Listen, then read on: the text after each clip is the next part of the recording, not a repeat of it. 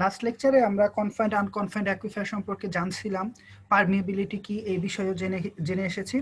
তো আজকে আমরা ওয়েল হাইড্রোলিক্সে ডিরেক্ট চলে যাব। এটার জন্য আমি যে ভিডিওটা ব্যবহার করতেছি এলিমেন্টারি ইঞ্জিনিয়ারিং এ, এটা হচ্ছে ধরো ইউটিউবে অ্যাভেলেবল। এই ভিডিওটাতেই আমরা তোমাদের দেখাবো, অ্যানিমেশনটা তোমাদের বুঝতে সহজ হবে। তো গতদিন আমরা যেটা দেখেছিলাম একটা আনকনফাইন্ড অ্যাকুইফার নিয়ে, তাই না? আনকনফাইন্ড অ্যাকুইফারটা কি?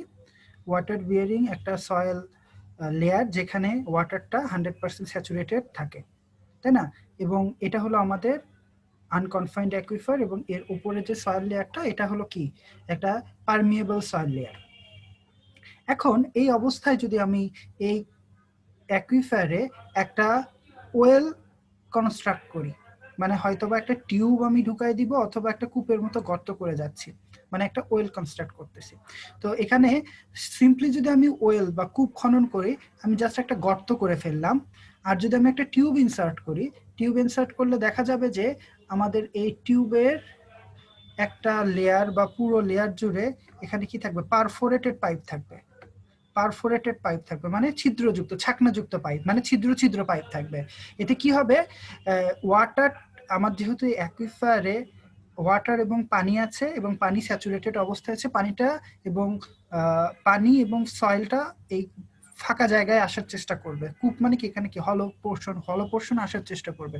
কিন্তু আমার এখানে ছাকনি থাকার কারণে কি হয়ে যাবে, সয়েলটা আসতে পারবে না, কিন্তু কূপের অভ্যন্তরে ফাঁকা জায়গাটাতে পানি চলে আসবে, এবং এই পানিটাকেই আমরা পাম্পিং আউট করে আমাদের প্রয়োজনে কাজে লাগাবো। এটা হলো মোটামুটি সিম্পল কিছু ফেনোমেনা। তো দেখো এই জায়গাটাতে যে জিনিসটা তোমাদের খেয়াল করতে হবে, আমাদের অ্যাকুইফারের এটা কিন্তু গ্রাউন্ড ওয়াটার টেবিল। এটা কি সবার মনে আছে, অ্যাকুইফারের গ্রাউন্ড ওয়াটার টেবিল? তো একটা আনকনফাইন্ড অ্যাকুইফারে যদি আমি একটা ওয়েল কনস্ট্রাক্ট করি, তাহলে ওয়েলের মধ্যে ওয়াটার লেভেলটা কি হবে, কার সমান হবে? ওয়েলের মধ্যে ওয়াটার লেভেলটা কতটুকু থাকবে, মানে কতটুকু পানি থাকবে? Ground water level. হ্যাঁ, গ্রাউন্ড ওয়াটার লেভেল পর্যন্ত। এছাড়া আমি যদি এই ওয়েলের পাশে আরো অনেক কয়টা ওয়েল খনন করি, ধরো এখানে একটা ওয়েল বা এখানে একটা ওয়েল খনন করি, তাহলে বলো তো এই ওয়েলগুলোতে ওয়াটার লেভেল কত থাকবে? সেমই থাকবে না? হ্যাঁ, এই ওয়েলগুলোতেও কিন্তু আমাদের ওয়াটার লেভেল সেম থাকবে। ওকে, গুড।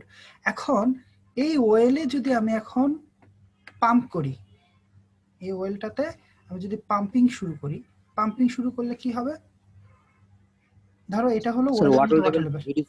হ্যাঁ, ওয়াটার লেভেলটা নিচের দিকে নেমে যাবে, মানে তুমি একটা পাম্পের মাধ্যমে বা অন্য কোনো সাকশন মেকানিজমে যদি এই ওয়েল থেকে পানিটাকে কল করো, দেখো পানি যখন তুমি কিনা এক্সট্রাক্ট করতেছো, বের করে নিচ্ছ, তখন ওয়েলের মধ্যে ওয়াটার লেভেলটা কি ধীরে ধীরে নামতেছে, সাথে সাথে ওয়েলের আশেপাশেও ওয়াটার লেভেলটা ধীরে ধীরে নেমে যাচ্ছে। খেয়াল করছো? নামতে নামতে একটা সার্টেন লেভেলে এসে কি হচ্ছে, ওয়াটার লেভেলটা স্থির হয়ে যাচ্ছে। তখনও কিন্তু আমার পাম্প চলতেছে, এটা খেয়াল করো, পাম্প কিন্তু আমার চলতেছে। পাম্প যখন বন্ধ হয়ে যাবে তখন কিন্তু ধীরে ধীরে আবার ওয়াটার লেভেল আগের জায়গায় ফিরে আসবে।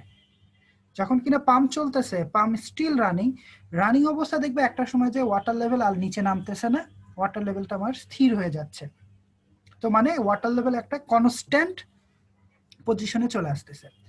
তো এখানে আমরা যে কয়টা জিনিস গতদিন দেখছিলাম বা আমরা আজকেও দেখব, এই ওয়াটার লেভেল ওয়েলের মধ্যে যতটুকু নেমে গেল এটা বলবো এই ওয়েলের জন্য ড্র ডাউন, ওয়েলের জন্য ড্র ডাউন।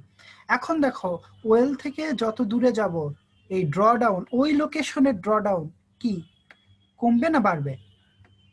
ওয়েল থেকে যত দূরে চলে যাব সেই লোকেশনের, এই লোকেশনের ড্র ডাউন ওয়েল থেকে বেশি না কম? স্যার কম। কম।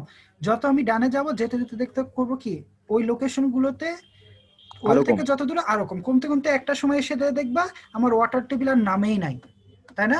ছবিটাতে তা দেখতে পারতেছি না, ওয়াটার টেবিল আর কোনো নামছে, ওয়াটার টেবিলের কিন্তু কোনো চেঞ্জ হয় না। এই দূরত্বটাকে বলা হয় রেডিয়াস অফ ইনফ্লুয়েন্স, যেটাকে ক্যাপিটাল আর দ্বারা ডিনোট করি আমরা। রেডিয়াস অফ ইনফ্লুয়েন্স মানে এই ওয়েল থেকে পাম্পিং আউট করার সময়, পাম্পিং আউট মানে কি, পাম্পটা একটা সার্টেন রেটে পাম্প আউট করবে, ধরো x litre per minute, x litre per hour, এরকম যে কোনো একটা রেটে ওয়াটারটা যদি এক্সট্রাক্টেড হয়, যে কোনো রেটে ওয়াটারটা যদি কি হয় এক্সট্রাক্টেড হয়, তাহলে যা দেখবো যে এই ওয়েলের একটা সার্টেন ইনফ্লুয়েন্সিয়াল এরিয়া আছে। এর দ্বারা বোঝা যাচ্ছে যে এই পাম্পের জন্য এতটুকু এরিয়া ইনফ্লুয়েন্সড হচ্ছে, যতটুকু লেন্থ পাম্পের সেন্টার থেকে, সরি ওয়েলের সেন্টার থেকে, সেটাকে বলতেছে রেডিয়াস অফ ইনফ্লুয়েন্স। বুঝতে পারলাম? আর আমার এখানে যে ড্রডাউন গুলো ঘটতেছে এবং ওয়াটার টেবিলটা কি স্ট্রেটলি কি নেমে যাচ্ছে নাকি একটা কার্ভ ফলো করে নেমে যাচ্ছে? কার্ভ। বা ওয়াটার টেবিল একটা কার্ভড শেপে আসতেছে, বা এটাকে বলা হয় ওয়াটার প্রোফাইল। তো এই কার্ভড ওয়াটার প্রোফাইলটাকে বলা হয় কি? কারো মনে আছে কতদিন দেখানো হয়েছিল? এই কার্ভ ড্রডাউনটাকে বা কার্ভ ওয়াটার প্রোফাইলটাকে বলা হয় কোন অফ ডিপ্রেশন। কোন অফ ডিপ্রেশন। তো কথা দেখো, এই কোন অফ ডিপ্রেশন এই পজিশনেরটা না, যে কোনো পজিশনে হইতে পারে। ওয়াটার টেবিল যখন কিনা ওয়াটার পাম্পিং এর সময় ওয়াটার লেভেল পাম্প ওয়েলে যখন এখানে ছিল, তখনও কিন্তু এক ধরনের ড্র ডাউন ছিল, বা সরি কোন অফ ডিপ্রেশন ছিল, ঠিক না? তো কোন অফ ডিপ্রেশন অনেকগুলো হইতে পারে। তো কিন্তু কনস্ট্যান্ট একটা ওয়াটার লেভেল আসবে, এই লেভেলের জন্য যে ড্র ডাউনটা হবে এটাকে বলা হয় একটা কনস্ট্যান্ট ড্র ডাউন কার্ভ। যে কোনো কার্ভকে বলতেছি কোন অফ ডিপ্রেশন। কিন্তু আমি যদি কনস্ট্যান্ট ওয়াটার লেভেল, যার নিচে পাম্পিং এর কারণে ওয়াটার লেভেল আর নামতেছে না, সেটার জন্য যে কোন অফ ডিপ্রেশন হবে সেটাকে বলা হয় কনস্ট্যান্ট ড্র ডাউন কার্ভ। সেটা আমরা আবার একটু পরেও দেখব। তো এখানে আমরা এই প্রোফাইলটা অ্যাকচুয়ালি পাবো কিভাবে? প্রোফাইলটা পাইতে গেলে আমাদের কি করতে হবে? আমার যে ওয়েলটা আছে এই ওয়েলের পাশাপাশি আরো দুইটা ওয়েল আমাদের কনস্ট্রাক্ট করতে হবে। এই ওয়েলের পাশাপাশি আরো দুইটা ওয়েল আমাদের কনস্ট্রাক্ট করতে হবে। আমরা যদি পাশাপাশি দুইটা ওয়েল কনস্ট্রাক্ট করি, যখন কিনা আমি পাম্প করি নাই তখন সব ওয়েলের মধ্যে এই রেড লাইন বরাবর ওয়াটার ছিল। আমি কি ঠিক বলছি? যখন আমি পাম্প করি নাই তখন এই তিনটা ওয়েলের মধ্যে ওয়াটার লেভেল এই রেড লাইন বরাবর ছিল। আমি কি ঠিক বললাম? জি স্যার। আমার এই পাম্পটা, আমি কিন্তু কনসার্ন হলো এই বাম পাশের ওয়েলটা নিয়ে। কিন্তু এই বাম পাশের ওয়েলটার জন্য আমাদের অন্য দুইটা ওয়েল খনন করতে হচ্ছে কিছু প্যারামিটার নিয়ে আসার জন্য। সেই প্যারামিটারের জন্য আমি কি করতেছি? আমার ওয়েলের পাশে আরো দুইটা ওয়েল খনন করতেছি। এগুলোকে বলা হয় আমাদের বলা হয় এখানে হচ্ছিল ইনভেস্টিগেশন ওয়েল অনেক সময় বলা হয়, বা এই ওয়েলের ডাটাটা আমরা ব্যবহার করি আমার ওয়েলের প্যারামিটার জানার জন্য। যাই হোক, যখন কিনা আমি আমার ওয়েলে পাম্প করি নাই। জি বলো। স্যার এখানে তো আমার ডান দিকে যাওয়ার সময় আর কি ওই মানে ওয়াটার লেভেলটা কমতেছে, মানে যে কোন অফ ডিপ্রেশন যেটা। কিন্তু স্যার মানে ওই 3 নাম্বার যেটা, ওইখান থেকে যদি আবার নিচে নেমে যায় তখন মানে রেডিয়াস অফ ইনফ্লুয়েন্স কি সেম হবে? 3 নাম্বার বুঝতে পারলাম না। 3 নাম্বার ওয়েলের কথা? জি স্যার, ওইখান না থেকে না, যদি আমি বলি তুমি যে কোন অফ ডিপ্রেশনটা পাবা কিভাবে, আমি সেটা বলতেছি। তুমি কোন অফ ডিপ্রেশনটা কিভাবে পাবা? আমি যদি ছবিটা একটু আলাদাভাবে একটু ড্র করি, তোমাকে তো কোন অফ ডিপ্রেশন তুমি মাটির নিচে যে চেক করতে পারবা না স্যার। ধরো তোমার এরকম একটা অ্যাকুইফার আছে, আমি দেখাচ্ছি তোমাদের। উপরে হলো গ্রাউন্ড লেভেল আর নিচে হলো আমার অ্যাকুইফার, ঠিক আছে? তো এটা হলো আমাদের গ্রাউন্ড ওয়াটার টেবিল, তাই না? এটা আমাদের গ্রাউন্ড ওয়াটার টেবিল। এখন তুমি কি করতেছো? এর মাঝখানে একটা ওয়েল বা কূপ খনন করতেছো। তুমি এর পাশাপাশি আরো দুইটা ওয়েল বা কূপ খনন করলা, যেগুলোকে বলা হয় অবজারভেশন ওয়েল। ওকে, খনন করলো। তুমি যদি 1 নাম্বার ওয়েলে পাম্পিং না করো তাহলে সবগুলো ওয়েলের ওয়াটার লেভেল সেম থাকবে না? জি স্যার। এখন তুমি পাম্প করলে দেখা যাবে তোমার ওয়েলের ওয়াটার টেবিল নেমে গেল একটা সার্টেন গভীরে, তখন দেখবা এই ওয়েলগুলোরও ওয়াটার টেবিল কিছুটা কমে যাচ্ছে। তখন তুমি এই তোমার ওয়েল থেকে এদের ওয়াটার টেবিলগুলো অ্যাড করে দিবা, করে তুমি এই কোন অফ ডিপ্রেশনটা পাবা। বুঝতে পারছি? কোন অফ ডিপ্রেশনটা তুমি ড্র করবা কিভাবে? ড্র করার জন্য তোমাকে অবজারভেশন ওয়েলগুলো খনন করতে হবে এবং ওদের ওয়াটার লেভেলগুলো চুজ করার পর সেই ওয়াটার লেভেলগুলো অ্যাড করে দিলে আমরা পেয়ে যাই কোন অফ ডিপ্রেশন। বুঝতে পারছি? জি স্যার, বুঝতে। এখন ক্লিয়ার তুমি? জি স্যার। ওয়েলের জন্য কিন্তু তুমি কোন অফ ডিপ্রেশনটা ডিটারমাইন করতে পারছো। আচ্ছা, কোন অফ ডিপ্রেশন আমার জেনে কি লাভ হবে সেই জিনিসগুলো নিয়ে আমরা একটু পরে আলোচনা করতেছি। তো এখানে দেখতেছি দেখো ওয়াটার লেভেল কিন্তু ওয়েল থেকে যত দূরে যাব আমার ডিপ্রেশন গুলো তত কিন্তু কমতেছে, কমতে কমতে একটা লেভেলে এসে আর কমবে না, সেটাকে আমরা বলতেছি রেডিয়াস অফ ইনফ্লুয়েন্স। এখন আমি যখন পাম্প করি তখন আমার একটা কি বলতেছে হাইড্রোলিক গ্রেডিয়েন্ট জেনারেট করে। কি আমাদের একটা কথা বলতেছি কি যখন কিনা আমি ওয়েলে পাম্পিং করি তখন আমাদের হাইড্রোলিক গ্রেডিয়েন্ট জেনারেট করে। হাইড্রোলিক গ্রেডিয়েন্ট জেনারেট করার কারণে আমাদের একটা ওয়াটার প্রোফাইল তৈরি হয়, যেটা কোন অফ ডিপ্রেশন বলতেছে, তাই না? এটা ওয়াটার লেভেলের একটা প্রোফাইল তৈরি হয়, কত ওয়েল থেকে কত দূরে ওয়াটার লেভেল কতটুকুতে আছে, এটা এই প্রোফাইলটা শো করে। তো যখন পাম্পিং করবা তখন হাইড্রোলিক গ্রেডিয়েন্ট তৈরি হয় এবং ওয়াটার প্রোফাইলটা এমন শেপে আসে। এখন এমন শেপে আসার জন্য ঘটনাটা কি বা কাহিনীটা কি, এখানে দেখো যে কোনো একটা দূরে ওয়েল থেকে যে কোনো দূরে এই লোকেশনে কোন অফ ডিপ্রেশনের পর, কোন অফ ডিপ্রেশন কখন হবে, পাম্পিং এর আগে না পাম্পিং এর সময়? পাম্পিং এর সময়। পাম্পিং এর সময়। তো তুমি ধরো এই কূপ থেকে একটা সার্টেন দূরে ওয়াটারের হাইট h1, যেটাকে বলতেছে হাইড্রোলিক হেড। আবার ওয়েল থেকে আরো কিছু দূরে ওয়াটারের হেড h2। কোন অফ ডিপ্রেশনের জন্য দুইটা হাইট আমরা পাচ্ছি না দুইটা লোকেশনে। এখন বলো তো ওয়াটারটা সবসময় কি হাই হেড থেকে লো হেডের দিকে ট্রান্সমিটেড হয় না মানে লো হেড থেকে হাই হেডের দিকে ট্রান্সমিটেড হয়? হাই হেড থেকে লো হেডের দিকে। হাই হেড থেকে লো হেডে। দ্যাটস ওয়াই তোমাকে এক কথাই বুঝে নিতে হবে যে যখন কিনা তুমি পাম্পিং করলা, পাম্পিং করার কারণে তোমার ওয়াটার টেবিলে তুমি অ্যাকুইফায়ারের মধ্যে সবচেয়ে কম ওয়াটার হেড কোথায়? তোমার ওয়েলের মধ্যে না? জি স্যার। সবচেয়ে কম ওয়াটার হাইড্রোলিক হেড কোথায়? স্যার ওয়েলটার মধ্যে। ওয়েলটার মধ্যে। তাহলে কি হাই হাইড্রোলিক হেড থেকে ওয়াটারটা কি লো হাইড্রোলিক হেডে আসবে? জি স্যার। তাই না? যখন তুমি পাম্পিং করবা তখন দেখা যাবে অ্যাকুইফায়ারের মাটি কণার ফাঁকে ফাঁকে যে পানিগুলো আছে সেই পানিগুলো হাই হেড থেকে লো হেডের দিকে ট্রান্সমিটেড হবে। আলটিমেটলি ওয়াটারটা কোথায় পৌঁছে যাবে বলতো? আমাদের ওয়েলে। ওয়েলে। বুঝতে পারলাম? আমাদের ওয়েলে কিন্তু পানিটা পৌঁছায় যাচ্ছে।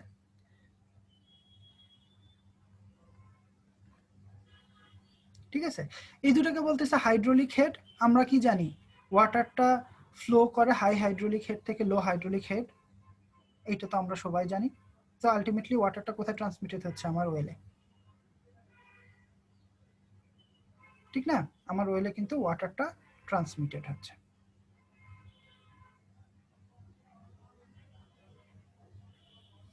তো কি হয়, আমি যে ছবিটা দেখতেছিলাম এটা কিন্তু ছিল 2D তে। অ্যাকচুয়ালি কি আমার যে ওয়েলটা থাকে সেটা সার্কুলার, তাহলে ওয়েলের চারপাশ থেকেই পানিটা কিন্তু আমার আসে, তাই না? ওয়েলের চারপাশ থেকে সিলিন্ড্রিক্যাল এরিয়ার সারফেস, এটা তো একটা সিলিন্ড্রিক্যাল এরিয়া, তাই না? এই সিলিন্ডারের সারফেস দিয়ে ওয়াটারটা রেডিয়ালি হেড ডিফারেন্স, যেটা হাইড্রোলিক হেড ডিফারেন্সের কারণে আমাদের ওয়েলে পানিটা চলে আসে। এটা তোমরা এখন খেয়াল রাখো।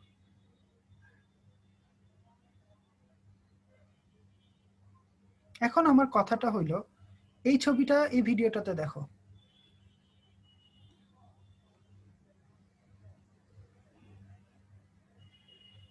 এখানে দেখো যখন আমি পাম্পিং করি নাই, যে মুহূর্তটাতে আমি পাম্প করি নাই সেই মুহূর্তটাতে আমার ওয়েলের মধ্যে ওয়াটার কতটুকু ছিল? এই হাইট পর্যন্ত। ঠিক আছে, যখন আমি কি করতেছি পাম্পিং করতেছি ওয়াটার লেভেল আমার কমতেছে। যখন ওয়াটার লেভেল কমতেছে তখন কি হাইড্রোলিক গ্রেডিয়েন্টের পার্থক্যের কারণে ওয়াটারটা ধীরে ধীরে আমার ওয়েলে আসতেছে। বিষয়টা হইলো তুমি ওয়েল থেকে যতটুকু পানি এক্সট্রাক্ট করে নিবা ঠিক ততটুকুই তো আমার ওয়েলে রিচার্জ হবে, না হলে কন্টিনিউয়াসলি পানি তুমি তো পাবা না। পাবা?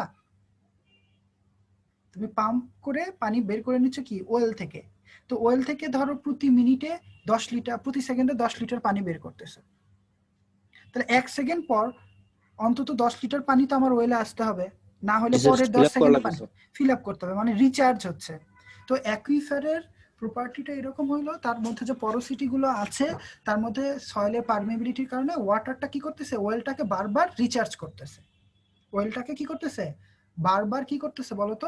রিচার্জ করতেছে। এখন আমার প্রশ্ন হইলো আমার এই ওয়াটার লেভেলটা কমে যাচ্ছে কেন? ওয়াটার লেভেলটা আমার কমে যাচ্ছে কেন? এটা কিন্তু একটা বড় প্রশ্ন। ধরো তুমি ওয়েল থেকে, তুমি যখন ওয়েল থেকে কিউ রেটে পানি বের করতেছো, কিউ রেট বলতে বোঝাচ্ছে ধরো 10 লিটার পার সেকেন্ড, তাই না? 10 লিটার পার সেকেন্ড। তো আর এই যে ওয়াটারটা বা লিকুইডটা ফ্লো করতেছে, তো 1 সেকেন্ড পর তোমার ওয়েল থেকে 10 লিটার পানি কমে যাচ্ছে, তাহলে কি ওয়াটার লেভেলটা স্থির থাকবে না নিচের দিকে নেমে যাচ্ছে, নেমে যাবে? তো যেহেতু স্যার আশপাশ থেকে আবার রিচার্জ হতেছে, আচ্ছা, আমি বলতেছি রিচার্জের কথা না, রিচার্জ হচ্ছে না। রিচার্জ কখন হবে? যখন তোমার কোন ডিপ্রেশন তৈরি হবে। রিচার্জ কখন হবে? তোমার যখন কিনা এই অবস্থায় ছিল। এটা কি রিচার্জ হচ্ছে? আমার ওয়েলটা কি রিচার্জ হচ্ছে এখানে? না স্যার।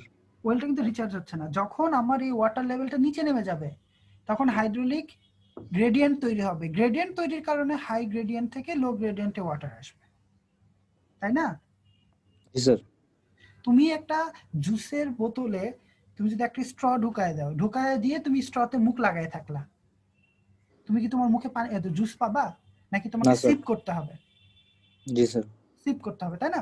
তো বলতেছে যখন কিনা তুমি পাম্পিং করতেছো, তখন কি হয়ে যাচ্ছে, তোমার এখান থেকে ওয়াটারটা বেরিয়ে যাচ্ছে, কিন্তু তোমার তো ওয়াটার লেভেল তখন তো কোনো ডিপ্রেশন তৈরি হয় নাই। কোনো ডিপ্রেশন তৈরি না হলে কি এখানে রিচার্জ হবে? না স্যার। রিচার্জ হবে না। যখন দেখো পাম্পিং এর কারণে ওয়াটার লেভেলটা নিচের দিকে নেমে যাচ্ছে, কোনো ডিপ্রেশন ক্রিয়েট হচ্ছে, তৈরি হচ্ছে। তখন আমার রিচার্জ হচ্ছে। তখন কিন্তু আমার কি হচ্ছে? রিচার্জ হচ্ছে। তো এখানে হলো, আমি যদি 10 লিটার পার সেকেন্ডে যদি আমি এক্সট্রাক্ট করি, আমি বলি, আর 10 লিটার পার সেকেন্ডে যদি আমার এখানে ওয়াটারটা রিচার্জ হয়, তাহলে তো ওয়াটার টেবিল কমার কথা না, তাই না? না স্যার। তাই না? জি স্যার। 10 লিটার পার সেকেন্ডে যদি রিচার্জ হইতো, তাহলে কিন্তু আমার water table as it is যেমন ছিল তেমনই থেকে যাচ্ছে। তাহলে এর দ্বারা বুঝতেছি কি আমরা, আমি যে রেটে পাম্পিং আউট করতেছি তার চেয়ে কম রেটে ওয়াটার আমার ওয়েলে আসতেছে, তাই না? জি স্যার। ক্লিয়ার? তো কথা হচ্ছে কি, এমন একটা সময় আসে যখন ওয়াটার টেবিল এমন একটা হাইটে আসে, যে হাইটে আমি যে রেটে ওয়াটারটা বের করতেছি ঠিক সেই রেটেই ওয়াটারটা আমার ওয়েলে আসতেছে। তখন কি আর ওয়াটার টেবিলটা নিচে নামবে? না স্যার। নাকি ওখানে স্থির হয়ে যাবে? স্থির হয়ে যাবে স্যার। স্থির হয়ে যাবে বা কনস্ট্যান্ট হয়ে যাবে। সেটাই হলো কি আমরা এর আগে যেটা দেখলাম, আমি পাম্প করার পর। স্যার হ্যাঁ, আমরা তো স্যার সবসময় তো পাম্প তো আমি করতেছি না, বলি, যখন স্যার পাম্প, এটা যখন কিনা তোমার মোটরটা চলতে থাকবে, চলতে থাকা অবস্থায় কি কি ঘটতেছে সেগুলো আমরা আলোচনা করতেছি। জি স্যার। যখন পাম্প চলতেছে, ইন রানিং, পাম্প বন্ধ হয়ে গেলে তো আর হবে না। যখন পাম্প চলা অবস্থায় এই ঘটনাগুলো ঘটে, যে দেখো একটা সময় এসে দেখো ওয়াটার লেভেল, তোমার কিন্তু পাম্প আউট করতেছো, পাম্প তুমি পাম্প চালাচ্ছ, পাম্প না চালালে কিন্তু কোনো ডিপ্রেশন থাকবে না। পাম্প তুমি চালাচ্ছ, পাম্প দিয়ে তুমি পানিও বের করতেছো, কিন্তু ওয়াটার লেভেল আর নামতেছে না। তাহলে এর দ্বারা তুমি কি বুঝতেছো? আমি যে রেটে পানি বের করতেছো ঠিক সেই রেটেই অ্যাকুইফায়ার থেকে পানিটা আমার ওয়েলে রিচার্জ হচ্ছে। তো এটাই বলতেছে যে রেটে আমি পাম্পিং রেট আর রিচার্জিং রেট যখন আমার সমান হয়ে যায়, তখন আমার ওয়েলের মধ্যে একটা সার্টেন ওয়াটার লেভেল চলে আসে, একটা সার্টেন ওয়াটার লেভেল চলে আসে। এটাকে আমরা বলি ড্র ডাউন। এটাকে কি বলি আমরা? Draw down. আর এই অবস্থায় আমার যে কার্ভটা তৈরি হয় সেটাকে বলা হয় ড্র ডাউন কার্ভ। এই অবস্থায় যে কার্ভটা তৈরি হয় সেটাকে বলা হয় ড্র ডাউন কার্ভ। এখানে একটা কথাটা বলতেছে, দেখো, continue water pumping till steady state. Steady state বলতে বোঝাচ্ছে, দেখো আমার ওয়াটার সারফেসের ওয়াটার লেভেলটা কি আর চেঞ্জ হচ্ছে? এখানে এর থেকে নিচে নামতেছে? এর থেকে নিচে নামবে কখনো? হ্যাঁ স্যার। নামতেছে না, এটা কিন্তু তো স্টেডি হয়ে যাচ্ছে। তো স্টেডি অবস্থায় তুমি দেখো ওয়েলের থেকে কিছু দূরবর্তী জায়গাতে হাইড্রোলিক গ্রেডিয়েন্ট কিন্তু তোমার চেঞ্জ হচ্ছে, হাইড্রোলিক হেড ডিফারেন্স চলে আসছে। হেড ডিফারেন্স চলে আসে মানে কি, কন্টিনিউয়াসলি ওয়াটার সাপ্লাই হবে, হাই হেড থেকে লো হেডে ওয়াটার যাবে। ক্লিয়ার?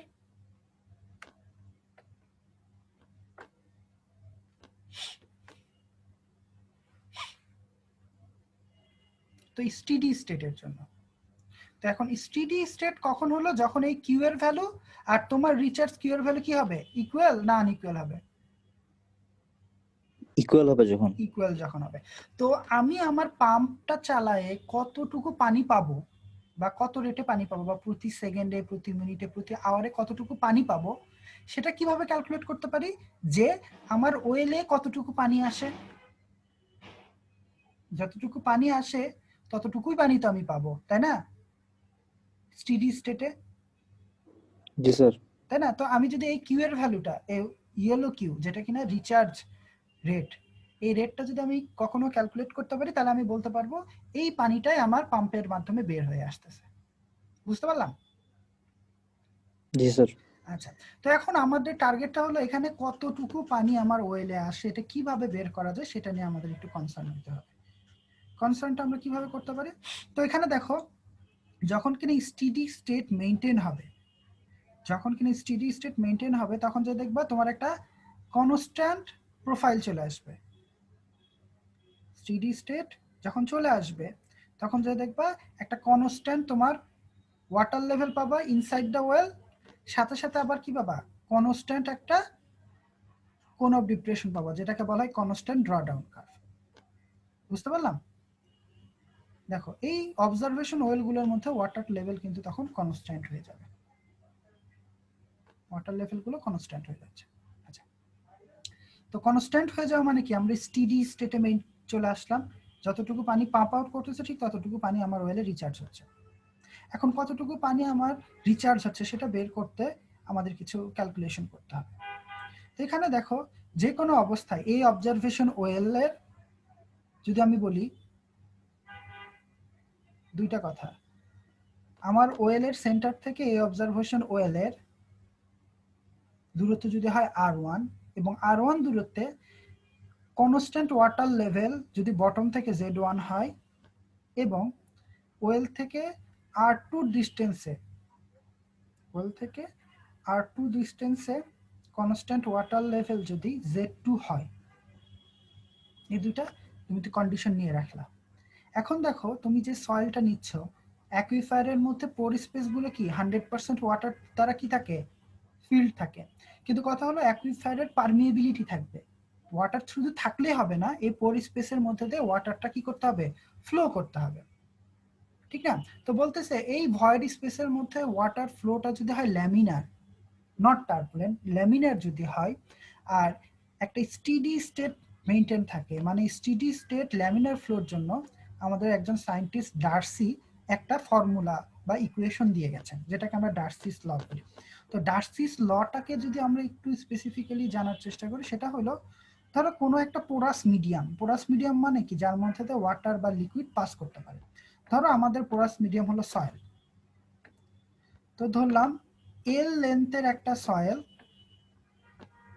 সয়েলের একটা অংশ, এবং তার ক্রস সেকশনাল এরিয়া যদি হয় এ, ক্রস সেকশনাল এরিয়া কি এ ক্রস সেকশনাল এরিয়া, এবং এল লেন্থের একটা ভলিউমের সয়েল, এর যদি একটা প্রপার্টি পারমিয়েবিলিটি কোএফিশিয়েন্ট যদি হয় কে, মানে কে মানে কি, এর মধ্যে কি রেটে ওয়াটারটা পাস করবে, আর এর মধ্যে যদি কিউ অ্যামাউন্টের লিকুইড পাস করে,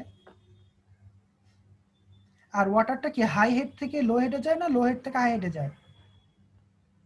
হাই হেড থেকে লো হেড। হ্যাঁ, তো আমি অন্যভাবে একটু দেখাচ্ছি তোমাদের। এখানে যদি ধরো হেড হয় H1 আর এখানকার হেড যদি হয় H2, হাইড্রোলিক হেড বলতেছি, বা প্রেসার হেডও থাকবে এখানে, কিন্তু হাইড্রোলিক হেড আমি সিম্পলি তোমাদের বলতেছি। বিষয়টা হলো, আমার যে সয়েল মাস যার লেন্থ এল আর ক্রস সেকশনাল এরিয়া এ, তাহলে এ ইন্টু এল, এই ভলিউমের একটা সয়েলের মধ্যে দিয়ে যদি ওয়াটার পাস করে, এবং সেই সয়েলের একটা প্রপার্টি কে, পারমিয়েবিলিটি কোএফিশিয়েন্ট কে, এবং তাদের হেডের ডিফারেন্স কত হবে এখানে বলো তো, H1 মাইনাস H2, তাহলে ডার্সি বলতেছে এই স্টেডি স্টেটে ল্যামিনার ফ্লোতে এই সয়েলের মধ্যে দিয়ে যে ওয়াটারটা পাস করবে, এই সয়েলের মধ্যে দিয়ে যে ওয়াটারটা পাস করবে সেটা হলো কিউ ওয়াটারটা পাস করবে, এবং সেই কিউ এর ভ্যালুটা হবে রেট, বা কিউ রেটে ওয়াটারটা পাস করবে, এবং এই কিউ রেটের অ্যামাউন্টটা হলো কে ইন্টু এ ইন্টু আই। তো বলতেছে এ ইন্টু এল এই ভলিউমের মানে সয়েল স্যাম্পলের মধ্যে দিয়ে, এবং সয়েল স্যাম্পলের পারমিবিলিটি কোএফিশিয়েন্ট যদি হয় কে, তার মধ্যে দিয়ে আমার যে ওয়াটারটা পাস করবে, ল্যামিনার ফ্লোটা পাস করবে, সেই ফ্লোর অ্যামাউন্টটা হলো কে ইন্টু এ ইন্টু আই। এটা আমাদের ডার্সি বলে দিচ্ছে। এখন আইটা কি? এখানে আইটা হলো আমাদের হেড লস পার লেন্থ, মানে H1 হেড লস হয়েছে কতটুকু, H1 মাইনাস H2, কিন্তু কতটুকু লেন্থের মধ্যে হেড লসটা হয়েছে, এই এল লেন্থের মধ্যে।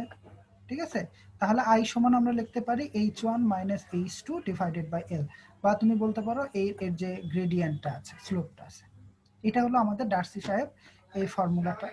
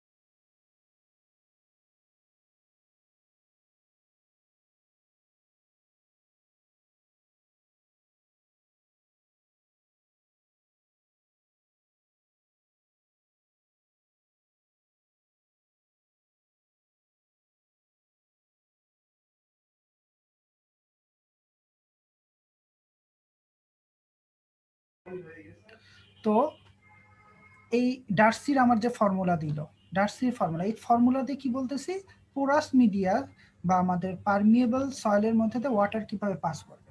তো এই জায়গাটাতে আমরা একটু খেয়াল করি যে আমার যে ওয়াটারটা কোথায় থেকে আসতেছে, এখান থেকে আমরা যে ওয়াটারের কথা বলতেছি, আমাদের ওয়াটারটা কি এই হাই হেড থেকে লো হেডের দিকে আসতেছে না?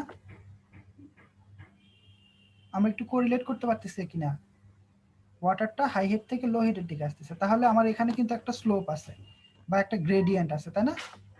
এটা হলো এই গ্রেডিয়েন্ট, এই গ্রেডিয়েন্টের একটা আই ভ্যালু আছে। তো আমরা কি করব, ওই ডার্সির ফর্মুলাটাকে কাজে লাগিয়ে সামনের দিকে একটু আগানোর চেষ্টা করি। সামনের দিকে আগাইতে গেলে তো ডার্সির যে লটা আছে, লটা কি বলতেছে, আমার ওয়াটারের মধ্যে দিয়ে আমার যদি ওয়েল থেকে কিউ অ্যামাউন্টের ওয়াটারটা বের হয়, তাহলে স্টিডি অবস্থায় কিউ অ্যামাউন্টের ওয়াটারটাই আমার ওয়েলে আসবে, তাই না? কিউ অ্যামাউন্টের ওয়াটারটা কিন্তু আমার ওয়েলে আসবে। তো এখন কিউ অ্যামাউন্টের যে ওয়াটারটা আসবে, এই কিউ অ্যামাউন্টের ওয়াটারের ভ্যালুটা কি, কে ইন্টু এ ইন্টু আই। এখন এখানে কে এটা কি, আমার এই অ্যাকুইফারের কোএফিশিয়েন্ট অফ পারমিয়েবিলিটি। আবার এ বলতে কি বোঝাচ্ছে, যে সারফেস এরিয়ার মধ্যে দিয়ে ওয়াটারটা আমার আসতেছে। তো এখানে যদি আমি ধরি আমার ওয়েলে ওয়াটারটা আসতেছে জাস্ট এতটুকু এরিয়া থেকে, যার এরিয়া রেডিয়াস হলো আর, তাহলে আমার ওয়েলে কতটুকু পানি আসবে সেটা বের করার জন্য আমাকে কি করতে হবে, এই আর কে রেডিয়াস ধরে একটা সিলিন্ডার কল্পনা করতে হবে, এবং সেই সিলিন্ডারের যে সারফেস এরিয়া আছে, সেই সারফেস এরিয়া জুড়ে পানিটা আমার ওয়েলে আসতেছে। তো দ্যাটস ওয়াই এখানে এরিয়া বলতে বোঝাচ্ছে আমার ওয়েল যতটুকু ইনফ্লুয়েন্সড এরিয়া পর্যন্ত পানিটাকে এক্সট্রাক্ট করতে পারে, সেটাকে রেডিয়াস ধরে আমি যদি সিলিন্ডার তৈরি করি, সেই সিলিন্ডারের যে সারফেস এরিয়া হবে সেটাই হবে কি আমাদের এই এ ভ্যালু, সেটা হবে আমাদের এ ভ্যালু। এখন বিষয় হলো কে এর ভ্যালু আমি হয়তো বা ল্যাবে টেস্ট করে কে এর ভ্যালুটা বের করতে পারি। আবার এর ভ্যালুটা কি, আমার কতটুকু ড্র ডাউন হইলো, কত দূর পর্যন্ত আমি ইনফ্লুয়েন্স ধরতেছি, সেখান থেকে আমি এ বের করতে পারি। কিন্তু আইটা আমি কিভাবে পাবো, আইটা হলো আমার যে গ্রেডিয়েন্টটা আছে, হাইড্রোলিকের যে গ্রেডিয়েন্ট আছে, এই গ্রেডিয়েন্টটা কি একটা স্লোপ। তো এখন এই যে কার্ভ আছে, এই কার্ভের কি স্লোপ আমরা মেইনটেইন করতে পারবো, ডিটারমাইন করতে পারবো, কার্ভের স্লোপ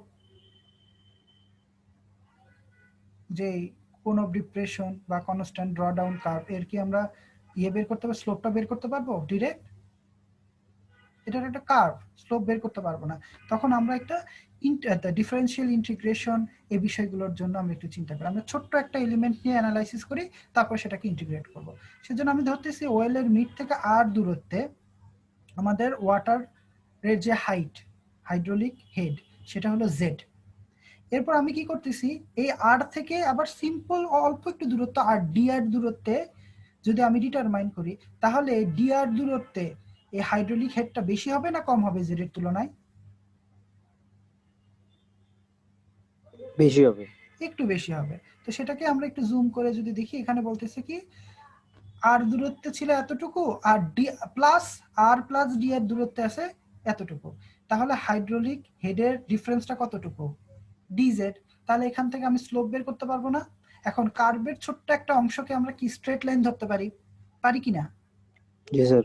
স্ট্রেট লাইন ধরতে পারি। তো স্ট্রেট লাইন থেকে এখান থেকে আমি স্লোপ বের করতে পারি। তাহলে এখানে আমার স্লোপ কতটুকু হবে এই স্ট্রেট লাইনের? dz by dr। dz by dr। এই স্লোপটাই কি আমার হাইড্রোলিক গ্রেডিয়েন্ট আই না? এটাই হলো আমাদের hydraulic gradient I, constant gradient. ওই জন্য এটাকে আমরা কি বলতেছি, ওই জন্য আমরা লিখতেছি k into a into dz divided by dr. বুঝতে পারলাম? আমরা ওভারঅল অ্যাকুইফায়ার না করে অ্যাকুইফায়ারের ছোট্ট একটা অংশের জন্য এই ইকুয়েশনটা ডেভেলপ করলাম। এখন কথা হলো এখানে এ এর ভ্যালুটা কত, এখানে এ এর ভ্যালুটা কত? তো এখানে এ এর ভ্যালু ডিটারমাইন করতে যে আমরা চিন্তা করছি কি এই জেড দূরত্ব পর্যন্ত, মানে আর দূরত্ব পর্যন্ত। তাহলে আমি কি করব, আমার ক্যালকুলেশনটা অ্যাকচুয়ালি করতেছি কি অ্যাকুইফায়ারের মিড থেকে আর দূরত্ব পর্যন্ত। তাহলে আমি কি করব, এই আরটাকে রেডিয়াস ধরে আমি একটা সিলিন্ডার চিন্তা করব এবং যার হাইট হবে জেড। তাহলে এই সিলিন্ডারের সারফেস এরিয়া কত হবে বলো তো? বা একটা সিলিন্ডারের সারফেস এরিয়া কত হয়? সিলিন্ডারের সারফেস এরিয়া কতটা হয়? পাই আর স্কয়ার এল। পাই আর কেউ বলো? আর এরিয়া শুধু পাই আর স্কয়ার হবে না?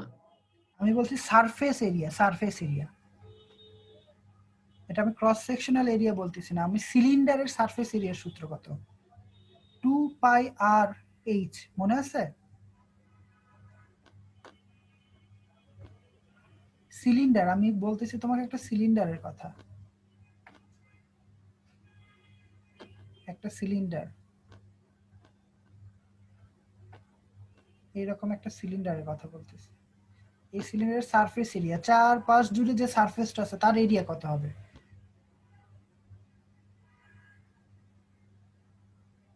এটা হবে কি 2 পাই আর এইচ। 2 পাই আর এইচ। এখানে 2 আছে, পাই আছে, আর বলতে এখানে কি বলতেছি আমি, স্মল আর এইচ বলতে কি বুঝাবো এখানে? হাইট। এখানে হাইট কত সিলিন্ডারের? জেড। জেড। তাহলে আমি এর পরিবর্তে কি লিখতে পারি? 2 পাই আর জেড। 2 পাই আর জেড লিখতে পারি। এটা আমার ইনফ্লুয়েন্সিয়াল এরিয়া, মানে এই চারপাশ থেকে ওয়াটারটা আমার ওয়েলে আসতেছে যদি আর দূরত্ব এবং জেড এবং তার ওয়াটার টেবিল হয় বা হাইড্রোলিক হেড হয়। তার পরিবর্তে আমরা কি লিখতে পারি, 2 pi k into 2 pi r into z into dz divided by dr. এখন তোমার কাজটা হবে কি, যেহেতু এখানে আমরা কি করতেছি ফুল অ্যাকুইফায়ারের ছোট্ট একটা অংশ অ্যানালাইসিস করতেছি, এটাকে রিজেম্বল করে আমি একটু ব্রড সেন্সে নিয়ে যাওয়ার চেষ্টা করি। ব্রড সেন্সে আমরা কিভাবে নিয়ে যাইতে পারি, আমি জেড গুলোকে এক জায়গায় রাখবো, জেড ডিজেড কে এক জায়গায় রাখবো, আর এবং ডি আর কে এক জায়গায় রাখবো। ঠিক আছে, এভাবে লেখা যায় না ওই ইকুয়েশনটাকে?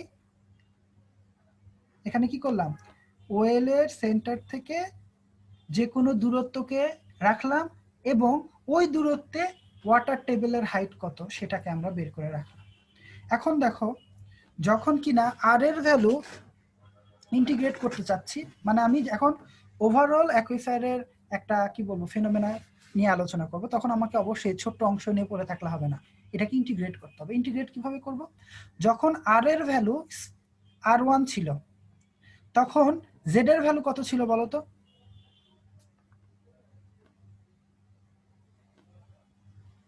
জেড এর ভ্যালু Z1 ছিল না? যখন ডিস্টেন্সটা r1 ছিল তখন ওয়াটার টেবিলের হাইট কতটুকু ছিল r1 ডিস্টেন্সে?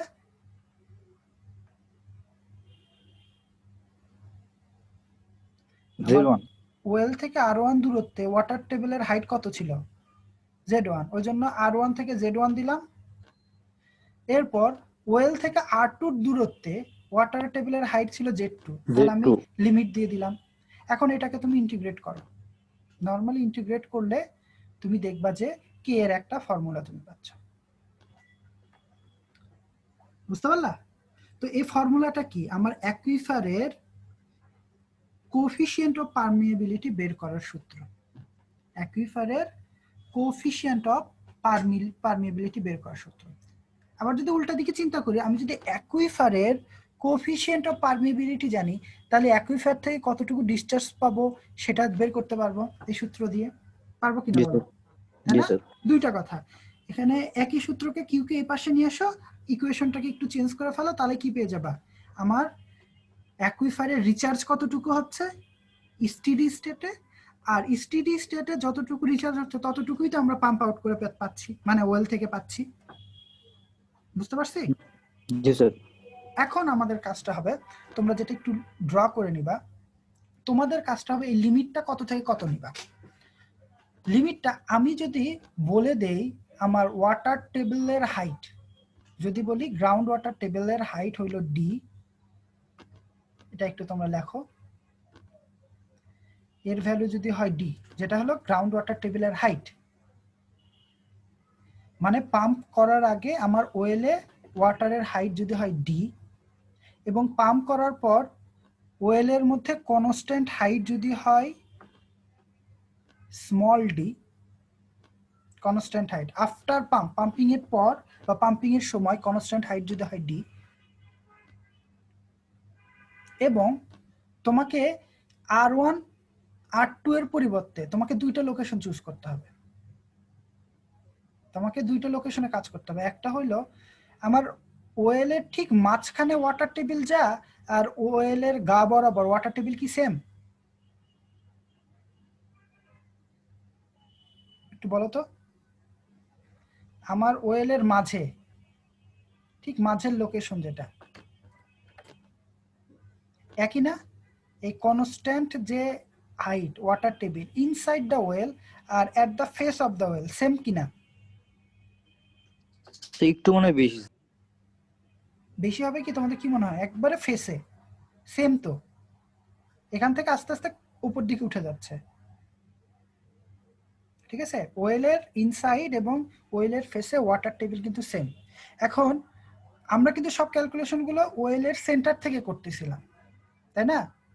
তুমি এখন চিন্তা করো আমি ওয়েলের সেন্টার না, ওয়েলের সেন্টার থেকে একটা সার্টেন দূরত্ব যেটা ওয়েলের ফেস। তাহলে ওয়েলের ফেস বলতে কি বোঝাচ্ছে? ওয়েলের রেডিয়াস, তাই না? আমি কি ভুল বলতেছি?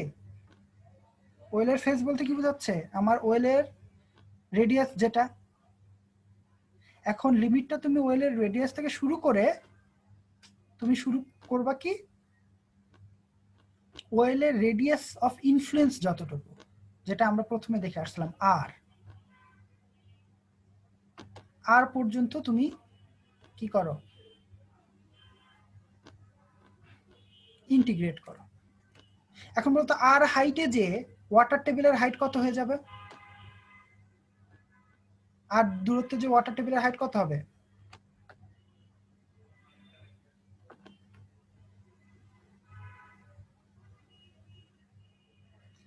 ওয়েল থেকে স্মল আর দূরত্বে ওয়াটার টেবিলের হাইট কত এখানে বলো তো? ডি, স্মল ডি, তাই না? ওয়েলের সেন্টার থেকে আর দূরত্বে মানে রেডিয়াস দূরত্বে ওয়াটার টেবিলের হাইট কত? Small d. আর ওয়েল থেকে ক্যাপিটাল আর বা রেডিয়াস অফ ইনফ্লুয়েন্স দূরত্বে ওয়াটার টেবিলের হাইট কত? Capital D. Good, capital D. কারণ এখানে তো কোনো ড্র ডাউন হয়নি, তাহলে আমার ওয়াটার লেভেল তো সেমই আছে, তাই না? এখন তোমার কাজটা হবে ইন্টিগ্রেট করা। তাহলে r1 এর পরিবর্তে তুমি কি লিখবা? স্মল আর। যখন কিনা স্মল আর ছিল তখন জেড এর ভ্যালু কত ছিল?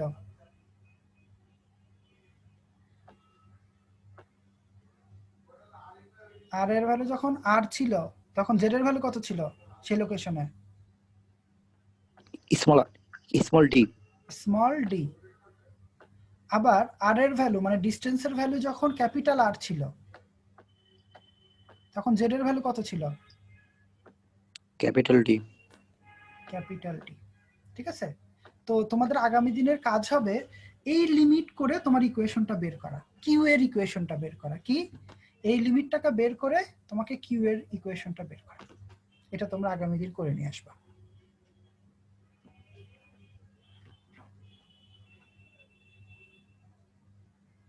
তো কেন করতে বললাম, এখন কথা হইলো আমার ওয়েলটা কতটুক পর্যন্ত পানিটাকে এক্সট্রাক্ট করতে পারে, ইনফ্লুয়েন্স করতে পারে আর পর্যন্ত, তাই না? তো লিমিটটা আমার কোথা থেকে কোথায় পর্যন্ত হওয়া দরকার? আমার ওয়েলটা তার ওয়েলের ফেস থেকে আর দূরত্ব পর্যন্ত ইনফ্লুয়েন্স করতে পারে, ওই জন্য আমার লিমিটটা হয়ে যাবে, ডিস্টেন্সটা হয়ে যাবে স্মল আর থেকে ক্যাপিটাল আর। এখন স্মল আর থেকে ক্যাপিটাল আর অবস্থায় তাদের করসপন্ডিং ওয়াটার লেভেল কতটুকু ছিল সেটা আমরা বসাই দিয়ে আমরা ইকুয়েশন ডেভেলপ করার চেষ্টা করব, সেটা তোমরা আগামী দিন করে নিয়ে আসবা। বুঝছি আমরা কেন এই লিমিটটা বসাইলাম? জি স্যার। বসাইলাম এই জন্য যে আমি যে ওয়েলটা নিয়ে কাজ করতেছি তো সে ওয়েল ইনফ্লুয়েন্স করতে পারে সর্বোচ্চ কত দূরত্ব পর্যন্ত?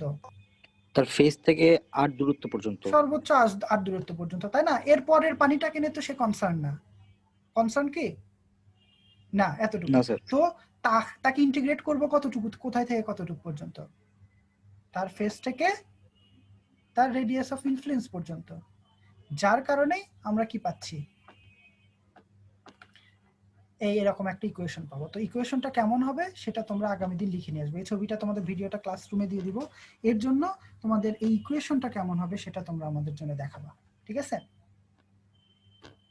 তো আজকে আমরা এতটুকুই রাখি, ইনশাল্লাহ আগামী দিন এখান থেকে আবার কন্টিনিউ করব। আর কারো কোনো কোয়ারি বা কোশ্চেন থাকলে মিড ব্রেকের মধ্যেও তোমরা আমাকে অ্যাভেল করতে পারবে, আমার কাছ থেকে তোমরা ক্লিয়ারিফাই করে নিতে পারবা। ওকে, আর সবাইকে মিডের ব্রেকের শুভেচ্ছা, ভালো থাকো, আসসালামু আলাইকুম। ওয়ালাইকুম আসসালাম।